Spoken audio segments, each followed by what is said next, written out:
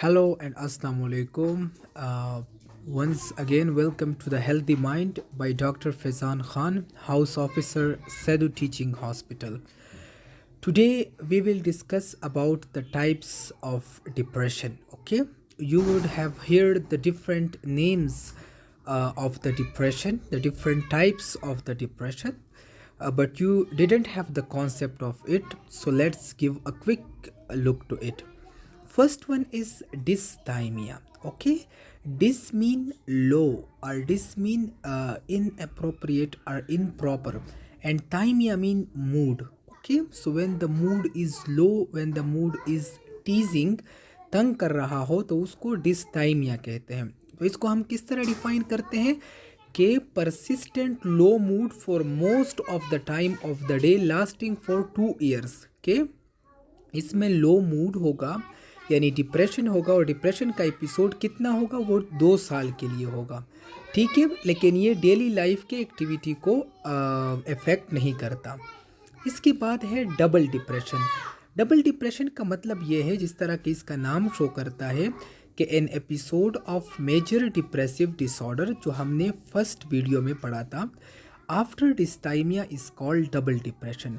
यानी जब major depressive disorder आ जाए डिस्थाइमिया के बाद, यानी एक बंदे को डिस्थाइमिया है 2 years के लिए, क्योंकि हमने डिस्थाइमिया को डिफाइन इस तरह किया था कि वो 2 years के लिए उसको लो मूड है, लेकिन उसके बाद उसको मेजर डिप्रेसिव डिसऑर्डर हो जाता है, उसको जो है फुल ब्लोन डिप्रेशन हो जाता है, तो इसको हम डबल डिप्रेशन कहते हैं. यानी एक तो उसको डिस्थाइमिया था और उस डिस्थाइमिया के ऊपर अभी डिप्रेशन आ गया, तो इसको डबल डिप्रेशन कहते हैं. इसमें मैंने आप लोगों के लिए एक पॉइंट लिखा हुआ है जो बहुत इंपॉर्टेंट है कि note confirm that the MDD is following डिस्थाइमिया. यानी आपने डिस्थाइमिया का ड्यूरेशन कन्फर्म करना है कि वो 2 years का था या नहीं था.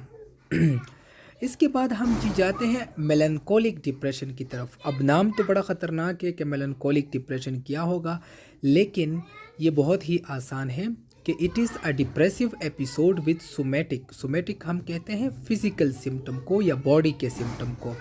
वैसे तो डिप्रेशन जो है वो साइकोलॉजिकल के साथ रिलेटेड है, ब्रेन के साथ रिलेटेड है, लेकिन अगर इसके साथ फिज़िकल सिम्टम आ जाए तो इसको हम मेलनकोलिक कहेंगे.